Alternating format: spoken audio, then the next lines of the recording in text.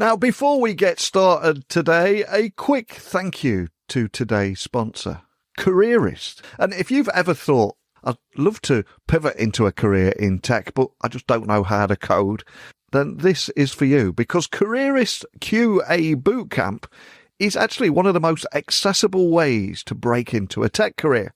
You'll get live training from experts at companies like Google and Meta, a remote internship that you can put on your resume, and a one-on-one career coaching to help you actually land the job of your dreams. And the demand is huge too. There are over 37,000 QA openings in the US alone right now, with starting salaries of up to $105,000. And graduates are working in 42 different states, and the program is rated 4.7 stars on Trustpilot. And best of all, if you don't get hired within a year, you get your tuition fees back. Seems like win-win to me. But the only catch is the seat for the next cohort are closing soon. That's why I'm working with Careerist to get the message out. So please check the link in the show notes to grab your spot. And now, let's get today's conversation started with my guest. What if the biggest security risk inside your company is not a 0 day, but a Tuesday? You know the one, tired team, noisy alerts, shiny new tool that nobody had time to configure. Well, today I'm joined by Dan Jones, Senior Security Advisor at Tanium. And he's going to argue that cybersecurity is more of a people problem dressed up as a technology problem. And Dan has a big history in this. He previously led cyber defence strategy for the UK Ministry of Defence. He has seen firsthand world-class tech failures inside cultures that refuse to listen. And modest toolsets, they thrive inside teams that thrive too. So his view is refreshingly practical. Automation is not here to replace your analysts. It's here to free them for judgment calls, creativity, and the messy human coordination that can stop real breaches. So we'll talk about leadership that actually changes outcomes, why AI panic is more about culture than code, and how to turn daily operations into a training ground instead of a stress test. So if your patching cadence depends on who remembered the tea round, hopefully you'll feel seen today. And if your execs think security is just a bolt-on, you'll leave with the language to reset that belief. So, are you ready to treat tools as accelerators for people, not substitutes for them? If you are, well, you're in for a treat. Time for me to introduce you to today's guest. So, a massive warm welcome to the show, Dan. Can you tell everyone listening a little about who you are and what you do? Thanks very much, Neil. Yeah, so I'm now with a company called Tanium. We are an amazing software platform that really does make a difference for lots of IT operations and security operations teams around the globe. But prior to joining Tanium, I had the privilege of working for the UK Ministry of Defence for nearly 30 years. And the bruises and battle scars that I collected along the way give me the chance to have what I think is the best job in Tanium, where I get to help lots of our customers try and navigate the perils of cybersecurity. But most of that isn't necessarily technology. In fact, most of it is entirely to do with organisational activity, commercials, finances, challenges in that way. And it's a people business. So I've got lots of experience, but I think that gives me the background that I have, and that puts me to good use in a separate environment in private industry. And what an incredibly cool backstory that is. I mean, spending nearly 3 decades in cyber operations, including leading cyber defence strategy for the Ministry of Defence. I'd love to ask you some questions on that. Maybe I shouldn't. So instead, I'll ask, how has that shaped your perspective that cybersecurity is fundamentally a people problem dressed up as a technology problem? I mean, we keep hearing that people are the weakest link in cybersecurity as well. But where do you stand on this, and how has your backstory helped shape what you've seen here? So my backstory is the case that whilst I would love to claim I was working in cybersecurity for nearly 30 years, cyber only really became a thing in the sort of previous decade. Prior to that, it had all kinds of different names, but I've always been in a digital role ever since I started in the MOD in the early 90s. And the challenge that I think that I've learned in the sort of last 8 years of my time was running the service development and delivery for defensive cyber operations for the entirety of the UK Armed Forces. And it was there that I really became very acutely aware that the frontline teams have got a ridiculous day job. It is just relentless. The cybersecurity from a Department of State such as the MOD is not a 9 to 5 activity. It's a 24/7, 365 days of the year. And there are obvious days in the year where that kind of activity there's an uptick simply because of geopolitics of the day or whatever else it might have been in the past. But those individuals very much had more things to do, not enough time to do them in, and their constant drive to be able to do the best that they could do was slightly hamstrung by the amount of technology that they had at their fingertips. And it really relied on the individual in the chair. The phrase, the picnic problem. So the problem's in the chair, not in the computer. Not necessarily that the people were deficient in that way, but there just wasn't enough of them to do that day job. And my time with Tanium has really seen that become quite, in a slight odd way, I've been quite comforted by the fact that it's not unique to the MOD. Every organisation on the planet has the same challenges, slightly more, slightly less, depending on where you're looking at. But it's really the people at the front of this that make or break your cybersecurity success or otherwise. And one of the things that I love doing on this podcast is busting a few myths and misconceptions. And I think many organisations still see cybersecurity as a tooling exercise of sorts. And this is one of the things that put you on my radar. So can you expand on why you believe leadership and culture play a much bigger role in shaping outcomes than the tools themselves? The challenge is not necessarily brought to life by a technology alone issue. It's easy to focus on technology. That's something tangible that most people can get their noodles around. But actually, when you look at it, in order to be effective with that technology, you've got to put it in place with ways of working and people that have the right knowledge, skills and experience in order to do that effectively. And for me, the leadership side of things of this is really the critical success factor that makes or breaks the difference. And when it comes to my experience, we were putting in place we required to put in place a massive change effort in order to do cybersecurity better for the UK MOD. And the problem wasn't necessarily access to the technology, but the problem was that the acquisition machine, the procurement model, so not the most sexy thing in the world, wasn't geared to dealing with a much faster paced change and transformation activity. It was used to be able to buying ships, tanks or planes, and those things were in place and in service for decades. We were looking at things that if I could make it last for a couple of years, I would be really pleased with the outcome, that it's got a shelf life around that, because usually the threat changed or the technology evolved so fast that you're already out of date after at least a year or maybe even 2 years. So the leadership side of this for me was really the key aspect that became clear. We needed to have a strong vision and a clear vision as to what the difference could be. And we came up with the concept of something called weaponizing cyber procurement. Sounds slightly more emotive than it perhaps needs to be, but we swiped it with pride from a open source article from the US, where they had put a piece out saying they wanted to devolve the responsibility for cybersecurity development and delivery to the lowest levels. And they were having far more junior staff with budgets significantly outweighing whatever the MOD could put towards it. I think a very lowly junior person had the same budget as I had for the entirety of the armed forces. But that was just a comparison between two nations. But it gave us the idea to say we could do something different, but we wanted to be able to empower the people in order to be able to make those decisions. But we needed to get the authority to be able to do that in a way that made sense and had the right controls and checks and balances in place in order to do that. But it was a people issue.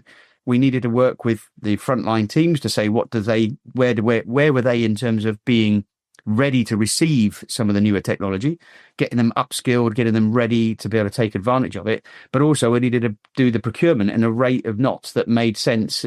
Speed of relevance is the phrase that it has become more widely used in this space, that made it to allow us to be able to bring something to the fingertips of the frontline teams, wherever they may be, fixed in a UK capacity or deployed in a more austere environment, so that they could maintain some kind of ability to fight through any contested or congested operation. And that was it. It really brought it to life that people were at the front of this.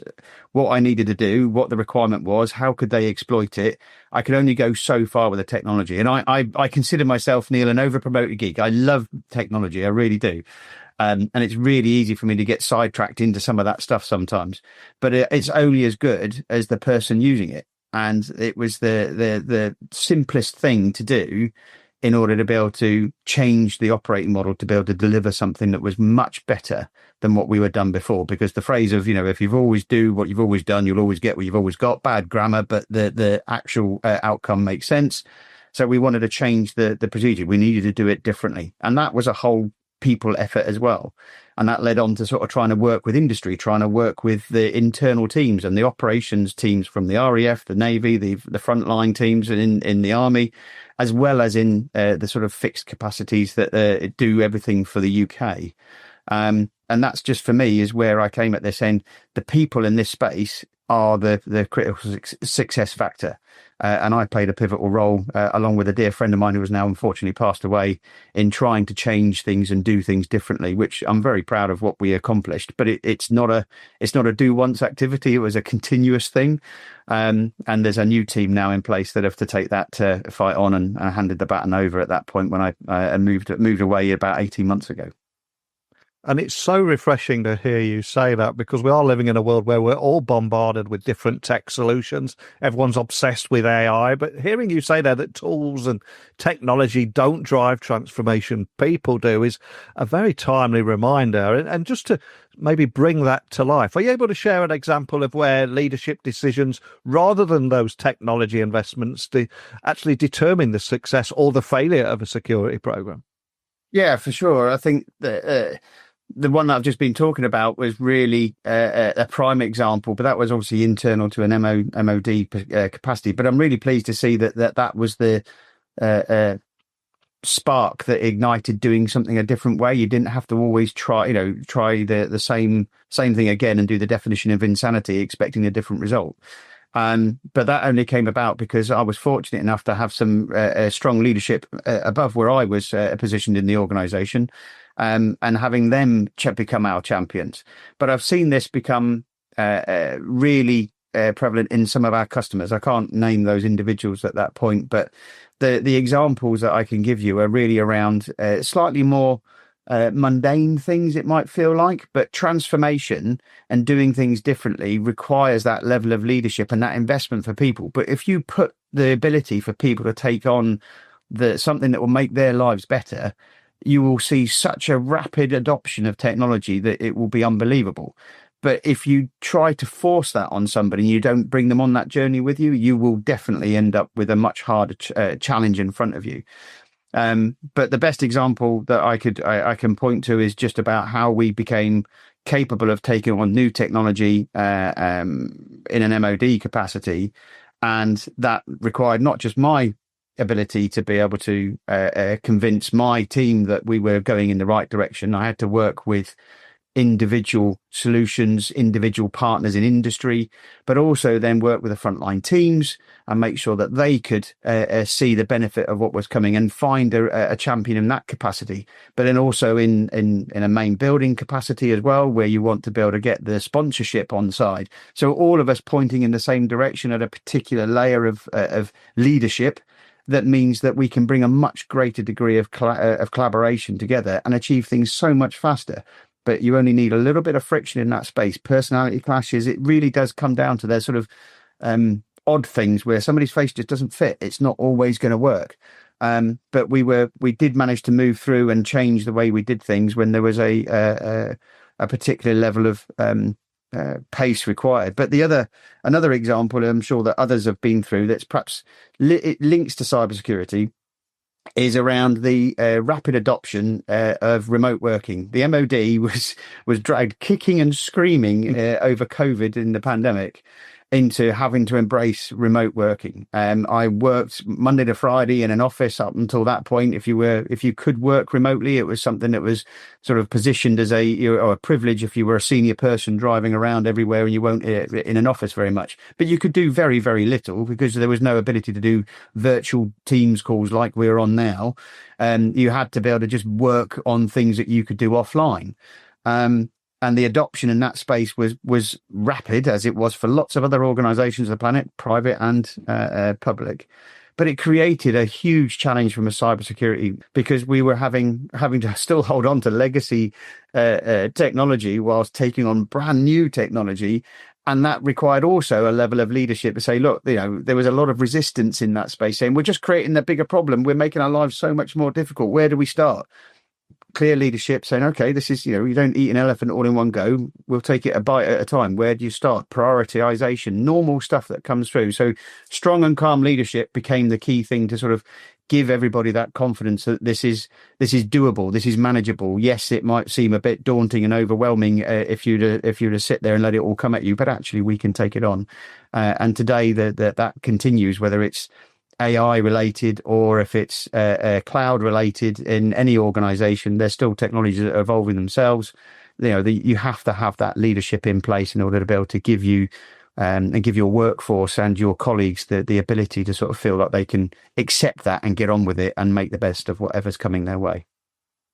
And I suspect for most people listening, if they have spent too long doom scrolling on their phone, and we've all done it at some point or another, there is an increasing anxiety about AI and automation and how it could be replacing security jobs. In fact, just about any job in any industry, if you scroll long enough. So from your view, though, and your unique vantage point here, are those fears justified, or are they just rooted in cultural resistance to change? Are we navigating our way through that Kubler-Ross change model, or is it something else? What are you seeing here? That's a great question, Neil. I think from my perspective, there are parallels with sort of history where you can see lots of technology going right the way back to the Industrial Revolution that does change. And AI, I think, is one of those big muscle movements in this space. But it is a piece to be embraced from a cybersecurity lens. There are other disciplines and other things out there, but from a cybersecurity lens, I go back to the beginning. I talked about the frontline teams. Their day jobs were bonkers, and it's the same in private industry as it is in public sector. There is not enough people now to do all of the functions that we need to be able to accomplish in a true defensive cyber operations perspective, and a spectrum of disciplines that need to be invested in. But there's a lot of activity and a lot of effort invested in human collateral on stuff that now computers can do for you. But this is a psychological piece. This goes back to the leadership again, because in order to adopt some of these practices, you've got to change the cultural ability for analysts and operators to exploit what's at their fingertips. Now, having been in some of those roles myself, and the best example I can give you is a bit like taking on a car with even more automated and autonomous functionality. And I don't know about you, when I get in a car, I turn off freaking all of the damn things, because I'm of a certain age where there's a lot of things. No, I know what I'm doing. I'm happy with that kind of piece. But if you translate that into a cybersecurity context, there is a degree of saying, look, the car can actually do things so much faster than I could. You just need to be able to let it do its thing, but also remaining a degree of control, because I still can't let the car. We haven't got full self-driving. I have to still be in control. I'm liable for that car, but it can respond and react so much faster than I will ever be able to do so. And it's the same in a cybersecurity context. You don't need to be the best at everything, but I want to be able to reinvest that human collateral, that intellect that they all have, on higher end human in the loop decision making that does require a degree of judgment that only humans at this point can actually accomplish, and get the level of if I describe AI, it's a bit of a marketing spiel, but my view of AI is very much a case of it's the fourth of four steps: automation, orchestration, machine learning, and then AI. I'm still in the era that AI to me is Terminator 2. It's Arnold Schwarzenegger. I don't think we're quite there yet, but you are in the ability where there is a huge amount of technology at your fingertips, and it requires the ability for those frontline troops to be able to leverage it. But that's a change effort. That's a cultural piece where you need that leadership to be able to do it. And you don't have to start with AI. I'd recommend you don't. You can start with automation. You can start with orchestration today. They've been available and baked into technology already available today in their arsenal of weaponry that they use to do their day jobs. And if you can do that and get access to that and unlock it, you will start to be better prepared for AI coming along. But it's not going to remove people from the equation. It's just going to be reinvesting them in areas that we actually need to get on top of and let the computers take care of themselves. That's where the power of AI at this point comes in. That's where the power of technology really makes a difference. But it requires that leadership to keep those people focused on what their journey is going to be in their careers, to move them to something that is higher end functions in defensive cyber. And that's investment in training. That's investment in other aspects of that activity. But it's a combination of the people, the process, the technology is obviously the enabler for that. But if you don't have the leadership, you can't take advantage of the technology. You haven't got the right people. They'll leave. That changes the nature. It's all that kind of stuff. And I think for me, AI is very much about helping organizations to get on top of what is already a growing list of activity that they just can't satisfy. But it has to be introduced and adopted in the right way to sort of make it sustainably so. Otherwise, you're just doing it as an initiative saying, tick, yeah, we've done it. And then it will all collapse day 2 after you've walked away from it, because you need to be able to make it stick and make it relevant. Does that sort of make sense to you, Neil, in that space? Yeah, 100%. And I'd also agree with your belief that automation isn't about replacing people, but freeing them for higher value decision making. And as for the cybersecurity industry, there's on so many different sides of this tale. On one side, we've got this zero unemployment in the industry. If you've got the right accreditation, you can pretty much work anywhere in the world and have the freedom to do that. But then on the other side of things, there are stories of burnout, alert fatigue, for example. So from your view here, what kind of work should be automated, and what tasks do you think will always need that human judgment? Great question. So I think the basics for me, which is the wrong title, foundation level functionality. So it has various titles: Cyber 101, Cyber Hygiene. Call it what you wish. But if you look over just in the UK of the publicly reported attacks that were successful with the NHS and others, they weren't done through sophisticated, socially engineered 6 months in the making, nation state sponsored hacks. They were taking advantage of low hanging fruit, quick wins, basic cyber hygiene that just hadn't been completed. Why would a nation go and deploy one of its 0-day golf bag options when it can just do the easy door and go through take the easy door and go through the front? It's open. Somebody's left it unlocked, in that analogy of a house. And I think the capacity of organizations to take on some of this challenge is really about their willingness to recognize that they can do the basics, the foundation level stuff, with a degree of automation and orchestration in place. But it is the case that I think, championing the point here, that cybersecurity is a people problem that's dressed up in technology. This is about bringing those people with you to do that and learn what you can automate. And having had experience of trying to do this in practice, a little bit off piste, but when you're looking at this, I didn't get it right for a couple of years. It was really difficult to unlock the ability to automate something and orchestrate a range of things. I needed to bring in people to exploit a technology because I didn't have the skill sets in my own workforce as Crown servants to be able to produce those playbooks. But those people that came in with skills to be able to produce those playbooks, because they understand the language of coding, then needed to have another set of people to help them understand what the requirement was of what they were going to try and code. And the only people that knew what they needed to be automated were the frontline teams that didn't have the bloody time to tell you what they needed, because their day job's nuts. So the way of unlocking that became more about putting the ability for those frontline teams to have access to really quick and easy ways of exploiting some of the early features of automation and orchestration themselves, because they knew what would make their life better. They knew what they could very easily do lots of repetitively and get machines to do it. And it was giving them the ability to do that without having to come back to a delivery and service development activity in order to be able to exploit it. And it sounds really simple, but just giving the power and empowerment of that technology to the frontline teams is probably the simplest way of starting to get more value out of that automation and investment in technology that way. Because otherwise, you're just having to employ more and more specialists in addition to the technology, people again, in order to be able to unlock that. It really is a challenge across the board, but it's a continuous activity that you need to focus on, I think. And if we did take a peek behind the curtain inside any organization, in your experience from the things that you've seen, what are the most common gaps between leadership teams and frontline security teams? And what should organizations be doing to close those gaps? It's incredibly important, isn't it? Yeah, spot on. I think the gaps that exist are really around understanding that cybersecurity is not a bolt-on, it's not a tooling activity. You need to look at this as a continuous frontline operation. And I think, there are organizations across the globe that are waking up to reporting, such as the M&S attack earlier this year, which was a slightly more sophisticated attack in the way it worked, but it was done through people, the people that were unwittingly and purely innocently taken advantage of to allow the attackers to gain a foothold, and then they were able to deploy some sophisticated malware. But it all started with that investment in people. And I think now that there is a focus on making sure that your frontline teams, but your workforce, are your first line of cyber defense.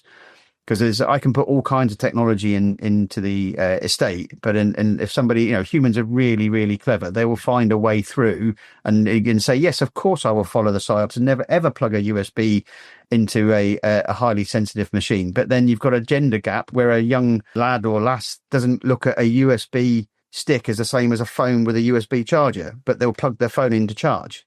Yeah. It's like, no, that's the same thing. In fact, that's even worse than a USB stick. But they've signed up the PSYOPs. They said they wouldn't do that because of the language that was used. So it's the investment in people and recognizing that you need to have more than just tools in that place. But it's also then about bringing up some level of compliance and an ability to be able to see and understand what your current status is when you're looking at that foundation level position. But you can also then start to look at putting metrics around how capable is your workforce.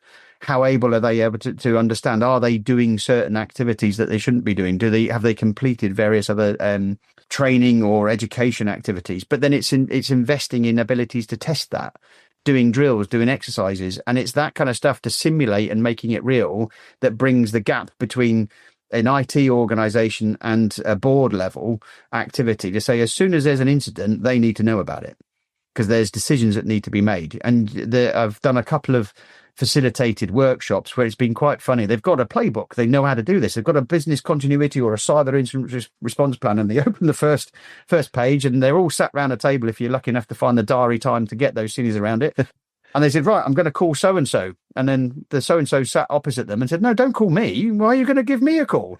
And they can't even get past the first step on the first page because the plan was good when they wrote it, but nobody ever tested it. So there's a really great way of making it real for people and bridging that gap, because I think it does exist, of putting cybersecurity as a organizational level, higher up agenda topic that must be continually reviewed, because otherwise you're going to find yourself in a situation where you're having to scrabble around to find things that you need to be able to understand at the time of which you should have already been past that, and you're figuring out basic communication paths, not even what the cyber incident is or something of that nature. It really is around trying to work on that way of working, that process. It's why that activity is so important alongside the technology. I feel like a bit of a broken record, Neil, in that space, but it is genuinely the area that is, you can invest in technology and you can look at that as the only thing you need to do. I do remember having a conversation years ago where we were expected to deploy forward into another country. And Dan, what are you talking about that we're not ready to go with our defensive cyber? I thought, I've got all the capability that you've provided. And I was like, well, yes, sir, you do. You've got everything that you need to have, but except for your frontline operational unit. This is not like antivirus where I install cybersecurity widgets and then walk away. You need to have frontline teams that know what they're doing and can make decisions, because it's not necessarily just a basic implementation. You need to be able to react to things, but you also need to be proactive to make sure you can have to react less. It's a combination and balance. And whatever your technology looks like, it changes because there's updates that come out. Microsoft are brilliant at putting out loads of updates, and suddenly what was working before is slightly different today. And that's just a Microsoft, never mind all the third-party applications and everything else that all organizations have in some way, shape or form. It really is that sort of a challenge to sort of put it in that same context, to say, make it real, make it personal to those individuals, and you'll bridge that gap. But I do share the same view. It is a gap. It persists in lots of different places.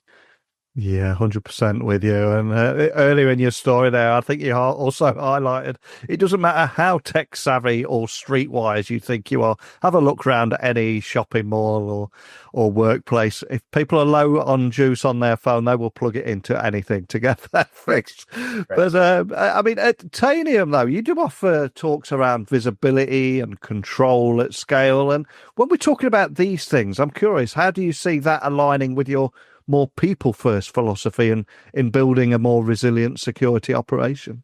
I think that's it. The people at this are the centre of that. The reason why that's really important, and it resonates with me with working with Tanium, is that the sheer size of digital estates now is beyond what I could have comprehended when I started in IT 30 years ago.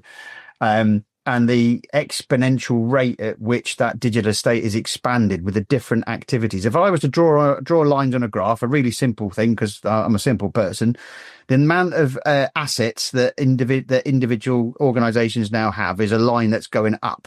And it goes to varying degrees of gradient, but it's usually very, very up. Certainly in the last couple of years with adoption of cloud. If I look at the attack surface that's in that space, the variety of things that are available, that's also a line that's going up. And if I look at the amount of vulnerabilities that are exposed as a result of having that plethora of technology continuously updated, it's another line that goes up. But when it comes back to people, if you look at IT departments with security and IT ops hopefully working together rather than fighting each other, the amount of people in those departments has probably stayed the same, if not gone down. So when it comes to cyber hygiene and cyber 101, the basics in this space are absolutely fundamental. But it goes beyond that. But the basics ability to say you can't defend what you can't see. So if you've got any blind spots or there's other phrases that you can use in your estate, I need to know what's on my network. What does my digital estate look like? But I also want to know that I've got the ability to take control and fix it.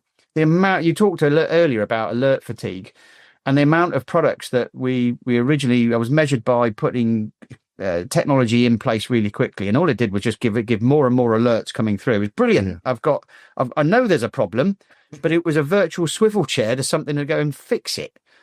And and that was if you were lucky. And normally it was a commercial physical swivel chair, and it took months to fix it.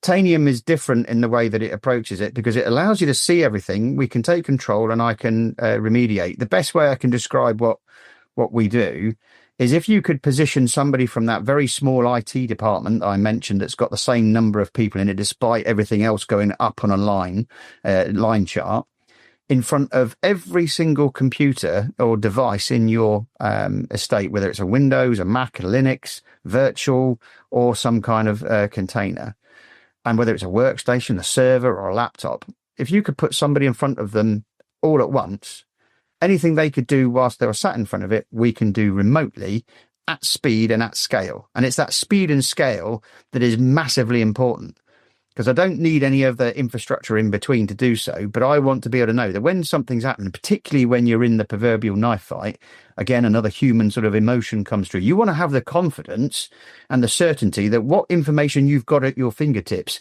is current and it's valid and it's accurate. And it has that fidelity to the level of detail that you need to know, because there'll be some kind of little niche bloody cybersecurity thing in there that is not available from traditional scans that are a week old, or even aged information that's down to sort of hours old. You need it up to date. You need it to be real time. And Tanium is built around those those really hard to reach and difficult organic estates, which is where we started. With the US armed forces. They said if we can work in those environments, because the scale is on another level, The theory being is we should be very well positioned to work in other environments for private sector as well. And that's proven to be absolutely valid. But it's that speed and scale that really is where Tanium comes into this piece, but it links to not just the foundation level cyber hygiene. We've got the ability to enable those higher end activities from a defensive cyber point of view and IT operations to be completed and undertaken. And you can do a huge amount of autonomous activity and automate a massive amount of it, which is brilliant because it then further reinvests that collateral time that you've saved back in that small number of people that you've got. That line on that chart that has stayed largely the same across the board. I've asked a number of different audiences, has anybody got any more IT staff than they had 5 years ago? And not one hand goes up. I mean, if you ask it randomly, has anybody got less? Most hands, if not all, go up. And I think that we very much position ourselves in that sense to say we can make a difference and we can help fight back in this sort of what feels like, if you're at the front line, a never-ending crescendo of just stuff happening, new threats, new alerts, new technologies, new attack services. Something's changed. It's fundamental to have the ability to see all that, control it, and fix it, and be certain that when you've done that, it stays there. And to give everyone listening a valuable takeaway, if we were to look ahead, what are the practical steps that leaders should be taking today to ensure that their teams are prepared for a future where AI, automation, and human-led decision-making all work together seamlessly? Because that's where we're heading. We're very close to that too. But what steps should they be taking? The one thing I would recommend is that you don't make friends in a crisis. There are loads of opportunities for leaders and IT professionals to go to lots of different events that allow them to make connections with people they would never, ever come across in their day job. And it's those individual connections that really do allow you to have a more practical ability to respond, because you won't have all of the best in the world. You won't have all of the answers, but the more people you know, you'll probably have somebody that does. And when you're in that sort of same space, then you can learn when something happens. You can start to sense check through your own communication networks and channels to see if something's happening. Hey, have you come across so and such yet? Have you seen this? And the ability to be able to share some of that information is fundamental. So I have a couple of things I'd recommend. One is just take the opportunity, to make a friend when you get a chance to meet somebody that you've never met before, particularly at all the various things that a lot of IT professionals and leaders get to go to. The second one is really about, in individual organizations, is something that the military is brilliant at. The reason that our armed forces in the UK are fantastic is because they rehearse and drill and exercise. So it's a second nature to them. It's not a muscle movement they've got to learn. They don't need to have an instruction book of how they go and do stuff. And that philosophy extends into cybersecurity. Practice particular responses. Don't wait and think, if I'm going to get hit by something, practice and assume you're going to get that proverbial cyber punch. How do you get back up? What systems do you restore first?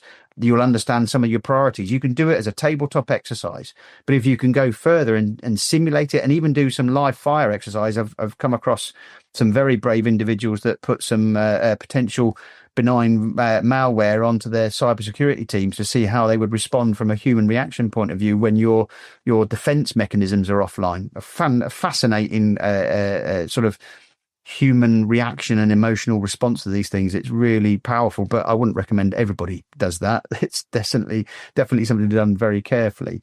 But that kind of practice gives you the confidence that if you're unlucky enough to be hit by something, and when you get to that stage, that you've got people in your organization that have had that kind of, I know what to do, I know where to turn. Even if they're under pressure, it's something they've done before. So make a friend at these things. Don't make a friend in a crisis, and exercise and practice. And then the third thing you mentioned about AI, you don't need to wait for AI to become a thing. A lot of this stuff is around challenging the transformation of people to accept the facts that the computers are going to do more for them. You can begin with automation and orchestration and get some of those early activities and change and cultural challenges tackled before AI is more prevalent in your organization. Because doing some of that will lead you down the paths of things like ethics and use of that kind of stuff. What's appropriate? What can you use? Are you sharing data beyond the boundary? Your supply chain becomes massively extended because it's no longer the physical boundary of your organization.